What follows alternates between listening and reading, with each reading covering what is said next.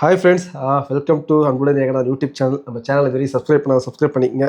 S, so பலம் வாய்ந்த ஒரு பிபிகே அணியை சென்னை அணி மோத போகுது. எங்கன்னா நம்ம கோட்டையான சேப்பாக் மைதானத்தில். எஸ், என்ன எதிர்பார்க்குறீங்க? நிறைய பேர் ஒவ்வொருத்தரும் ஒப்பீனியன். ஒரு மேட்ச் முடிஞ்ச உடனே பார்த்தீங்கன்னா சிஎஸ்கே டீம் வீக்கு, அது வீக்கு, இது வீக்கு. எஸ், பண்ணால் சில மீம்ஸ் கிரியேட் பண்ணலாமே தவிர என்டையராக இங்கே பார்த்தீங்கன்னா ஸ்டீஃபன் ஃப்ளமிங்லேருந்து மைக் அசிகிலேருந்து டீம் கேப்டன் ருத்ராஜ் கெய்க்வாடை ப்ளேம் பண்ணுறது நிறைய பேர் என்னென்னவோ பண்ணிட்டுருக்கீங்க. எதுக்குன்னு தெரியல. அவ்வளோ இதுவும் இருக்கு தேவையில்லை எனக்கு தெரிஞ்சு. இன்னைக்கு ஒரு மேட்சை பார்த்துட்டு இருக்கோம் நம்ம. டெல்லி வர்சஸ் எல்எஸ்டி மேட்ச் பார்க்குறோம். எல்எஸ்டியில் என்ன இல்லை, மிச்சல் மார்ஷ் இருக்காரு, ஏடம் மாக்ரம் இருக்காரு, ரிஷப் பண்ட் இருக்காரு. ஸோ புது யங்ஸ்டர் பிளேயர்லாம் வச்சிருக்காங்க. இருந்தாலும் அவங்க வந்து கொஞ்சம் சொதப்பிட்டாங்க. பார்த்தீங்கன்னா 150 அவ்வளோதான் அடிச்சாங்க நினைக்கிறேன். ஸோ ஏன் பிச்சு ஒன்றும் அந்த அளவுக்கு மிஸ்பிஹேவ் பண்ணல. பட் அங்கே ஓரளவுக்கு பவுலிங் நல்லா பண்ணா வச்சிங்களேன். ஸோ நமக்கு பிச்சு ஈரமான பிச்சு, பட் நான் விட்டு கொடுக்கல. பட் கொஞ்சம் கஷ்டப்பட்டுப்பாங்க யாராக இருந்தாலும் அந்த ஃபர்ஸ்ட் இன்னிங்ஸ் அங்கே ஆடுறப்ப. ஸோ அதனால் நம்ம வந்து உடனே டீமை வந்து அந்த அளவுக்கு கிவ் அப் பண்ணதில் ஒன்றும் கிடையாது. வெயிட் பண்ணுங்கள். ஸோ என்னை பொறுத்த வரைக்கும் என்ன சேஞ்சஸ் பண்ணால் நல்லா இருக்கும். அதாவது நாம் சொல்லி அதை ருத்ராஜ் பண்ண போகிறாருன்னு தெரியல. ஏன்னா தலை தான் டெஃபினட்டாக தெரியும். தோத்தாலும் ஜெயிச்சாலும் ஒரு பிளேயிங் லெவன் வந்து அவர் இன்னும் மாற்ற போதில்லை. பட் ருத்ராஜோட கேப்டன்சியில் வந்து சில கொஞ்சம் அப்செட் நமக்கு இருக்குது.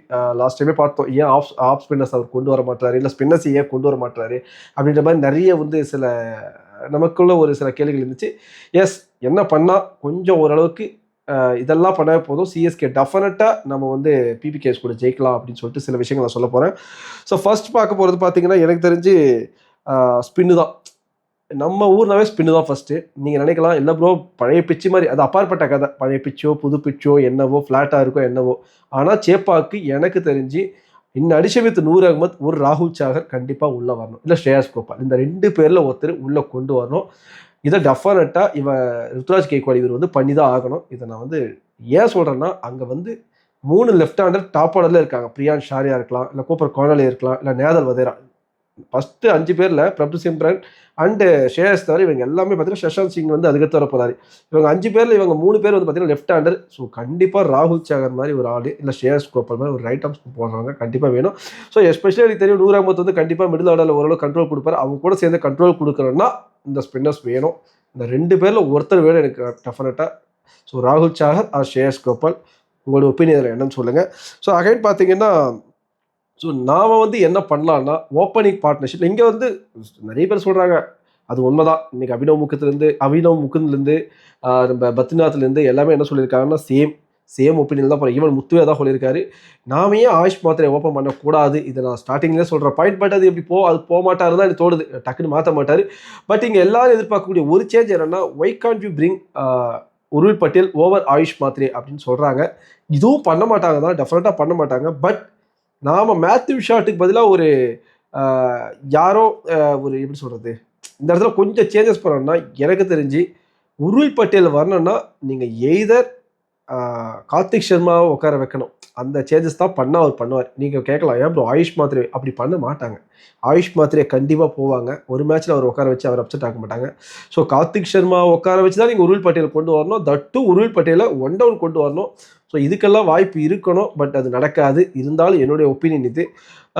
நீங்கள் நினைக்கலாம் உங்கள் ஒப்பீனியன் என்னவா இருந்தாலும் சொல்லுங்கள். இல்லை ப்ரோ உருள் பட்டேல் டெஃபினட்டாக தேவை, ஏன்னா ஒரு டிஸ்ட்ரக்டிவ் பேட்ஸ்மேன். அது எஸ்பெஷலி நான் 3வது பாயிண்ட்டாக தான் பேச போகிறேன். ஸோ நம்ம பண்ண வேண்டியது முக்கியமான விஷயம் என்னென்னா, பேட்டிங் கிடச்சிருச்சு. நம்ம நேரம் நமக்கு டாஸ் வீடியோவில் திரும்ப சேசிங் நம்மளால் பண்ண முடியாது. ஃபஸ்ட்டு பேட்டிங் தான் ஆட போகிறோன்னா நீங்கள் டெஃபினட்டாக ஏன்னா first dangerous bowler Arshdeep Singh over ஆடிடணும். ஸோ அஸ்தீப் சிங் ஓவர் நம்ம பார்த்தாலும் பாட்லெட் கூட ஓரளவு ஆடிதான் வச்சுக்கலாம். அஸ்தீப் சிங் ஓவர் ஸ்விங் கண்ணாமண்ணா ஆகும். அது பட்சத்தில் விக்கெட் விடக்கூடாது. ஸோ ஃபஸ்ட்டு ஒரு 2 ஓவர் நீங்கள் காப்பாற்றிட்டு அதுக்கடுத்து நீங்கள் பார்ட்னர்ஷிப் போட்டு ஃபஸ்ட்டு 4 ஓவர் நல்லா ஆடி கொடுத்தாவே போதும். வரக்கூடிய ஏன்னா 2 பேருமே எக்ஸ்பீரியன்ஸ் பேட்ஸ்மேன். சஞ்சு சாம்சனுக்கு போய் நம்ம சொல்லித்தர தேவையில்லை, ருத்ராஜ் கெய்க்வாட் போய் நான் சொல்லித்தர தேவையில்லை. 2 பேருமே எக்ஸ்பீரியன்ஸ். அப்படின்ற பட்சத்தில் டெஃபினட்டாக they have to do good partnership. ஒரு 4 ஓவர் 40 ரன் இல்லை 35 ரன் இருக்கும்போது டெஃபினட்டாக அங்கேருந்து கேம் பிக்கப் ஆகுங்க. இதில் 100% ஐம் ஷூர்.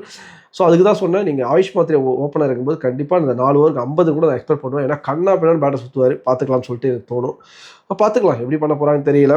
பட் இது என்னோட ஒப்பீனியன். இதுலேயும் உங்களுக்கு மாற்று கருத்து தான் நீங்கள் சொல்லலாம். ஸோ இன்னொரு முக்கியமான விஷயம் என்னென்னு பார்த்தீங்கன்னா, wait 1 second. So settling opening order, அதை தான் சொன்னேன். ஓப்பனிங் ஆர்டரை வந்து நம்ம செட்டில் பண்ணி தான் ஆகணும். நான் திரும்ப ஒரு வார்த்தை சொல்லுவேன், சிஎஸ்கேக்கு நல்லது. எல்லா டீமும் ஒரு பவர் பிளே ஸ்கோரை செட் பண்ண பார்த்துட்டு இருப்பாங்க. நாம் மட்டும் செட்டில் ஆக பார்த்துட்டு இருப்போம். ஸோ அங்கே தான் வந்து ஒரு ஃபேர் ஃபேக்டர் மற்ற அப்கமிங்கில் வர எல்லாருக்கும் வந்து அந்த ஃபேர் ஃபேக்டர் ஒட்டிக்குது. அதை வந்து நம்ம வந்து இந்த தடவையும் அதை கொண்டு போகக்கூடாது. நடக்கட்டும், பேட்டை விடுங்க, பார்த்துக்கலாம். லாஸ்ட் டைம் ஃபர்ஸ்ட் மேட்ச்சே அந்த இன்டென்ட் இருந்துச்சு. இந்த தடவையும் அதை பண்ணுங்க. யங்ஸ்டர் அதை பண்ணுவாங்க, நீங்களும் அதை பண்ணுங்க. ஒரு பவர் பிளே நல்ல ஸ்கோர் செட் பண்ணவே போதும். டெஃபினட்டாக வி கேன் பிரிங் அரௌண்ட் 210 220 நம்மளால் அடிக்க முடியும். இந்த டீமால் அடிக்க முடியும். ஃபர்ஸ்ட் இன்னிங்ஸ் கிடைக்கிற பட்சத்தில் நான் சொல்கிறேன். ஸோ 220 அடித்தாதான் நம்மளால் அட்லீஸ்ட் 200 இருந்தால் தான் நம்ம பவுலிங் லைனப்பை வச்சு நாம் டிஃபெண்ட் பண்ண முடியும். இதுதான் உண்மை. ஸோ இது நான் நம்ம பேட்டிங் கிடைச்சா சொல்கிறேன். சரி, ஓகே ப்ரோ, நாம் அவங்க ஃபர்ஸ்ட் பேட்டிங் ஆடினா நாம் சேசிங் ஆடணும் அப்படின்னா டெஃபினட்டாக அங்கே நீங்கள் ஓப்பனிங் ஆர்டரில் ஒரு பயப்படாத ஒரு 6 ஓவரில் மேட்ச் நமக்கு பாதி கண்ட்ரோல் கொண்டு வர ஒரு லைக் டிராவிஸ் ஹெட் அவங்க பக்கம் இருக்காங்கல்ல.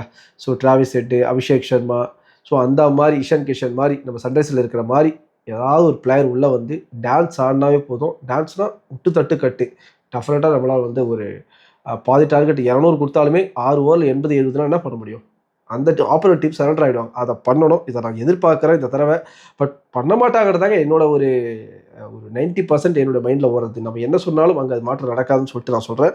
ஸோ அகைன் பார்த்தீங்கன்னா நேதன் எல்லிஸ் இல்லாத ஒரு பிரச்சனை டெத் பவுலிங் இருக்கான்னா எனக்கு தெரிஞ்சு மேட் ஹென்றி, கலீல் அகமத் நல்லா போடுறாங்களோன்னு தோணுது. பாசிட்டிவாக எனக்கு தோணுது. ஏன்னா மேட் ஹென்றி கொஞ்சம் நல்லா போட்டார், கலீல் அகமத் எங்கேருந்தோ பால் கொண்டு வந்தார்.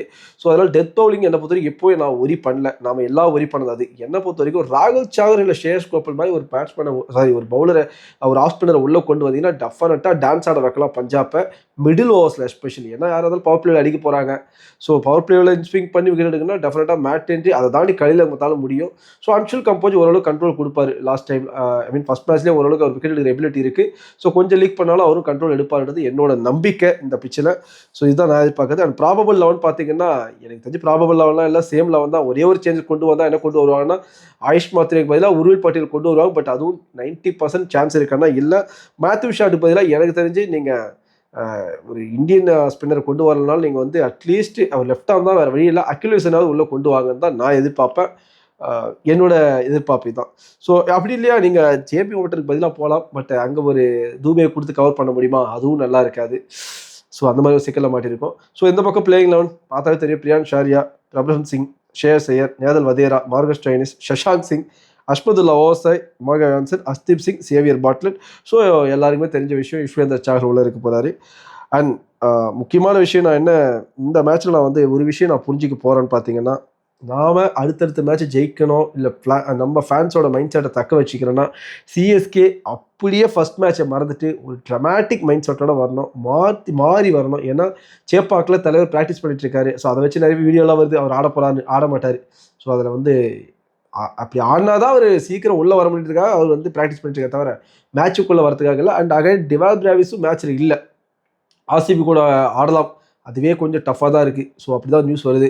ஸோ ஆர்சிபி கூட தான் அவர் வந்தால் ரிட்டர்ன் வரணும், especially against Punjab not possible. So இதுதான் நான் என்ன எதிர்பார்க்குறேன்னா, பயப்பட தேவையில்லை. யங்ஸ்டர்ஸ் கார்த்திக் சர்மாவும் நல்ல இன்டென்ட் காட்டினாரு. ஸோ அவங்ககிட்ட எல்லாருக்குமே இன்டென்ட் இருக்குது. தைரியமாக இறங்கி ஆடணும். நடக்கலாம். நீங்கள் ஃபேன்ஸ் ஃபஸ்ட்டு ஒரு டாஸ் போடும்போது யூடியூப் லைவில் ஐயோ என்ன டீம் இது, என்ன பிளேயிங் லெவல், ஃபஸ்ட்டு அது நிப்பாட்டுங்க. ஒரு டாஸ் போடும்போதே ஒரு நெகட்டிவ் எனர்ஜி கொண்டு வரீங்க, அதெல்லாம் வேணாங்க.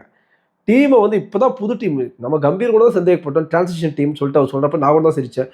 பட் என்ன மாதிரி ட்ரெமெண்டஸ் ரிசல்ட் காட்டுறாரு. அந்த மாதிரி இந்த டீமும் ஒரு ரிசல்ட் காட்டும், வெயிட் பண்ணுங்கள். ட்விட்டரில் வர ஃப்ளமிங் வர்சஸ் மைக்கேல் லெஸ்ஸி சண்டை இதெல்லாமே ஃபேக்குங்க. எதையுமே நம்ம அது இன்னொருத்தர் கலைக்கு போட்டிருப்பாங்க. ஏதாவது நாம் பார்க்காத வரைக்கும் எல்லாமே ஃபேக் தான். ஸோ தலைவர் உள்ளே இருக்க போகிறாரு, ஒரு பாசிட்டிவ் எனர்ஜி. கண்டிப்பாக ஏதாவது ஒரு சின்ன இதுவும் பேசியிருப்பாங்க, எதுவும் நடக்காது. பஞ்சாபுக்கு எதிராக நமக்கு டாக்டிக்ஸ் கரெக்டாக நான் சொன்ன மாதிரி லைட்டாக சில சேஞ்சஸ் பண்ணவே போதும். ஒரு அடிஷ்னல் ஆஃப் ஸ்பின்னர் கொண்டு மிடில் ஓவரை கண்ட்ரோல் பண்ணவே போதும். டெஃபினட்டாக இந்த மேட்ச் நம்ம கையிலங்க. ஸோ நீங்கள் என்ன எதிர்பார்க்குறீங்க? உங்கள் ஒப்பீனியன் என்ன? பிளேயிங் லெவலில் கண்டிப்பாக நாம் இவரை கொண்டு வரணும் ப்ரோ அப்படின்னு உங்கள் கையில் உங்கள் மைண்டில் ஏதாவது ஒன்று தோணுதுன்னா அதை நீங்கள் கமெண்ட்டில் போடுங்க. யாரும் டீமை கடைசி வரைக்கும் கிவ் அப் பண்ணாதீங்க. Stand with CSK. பை.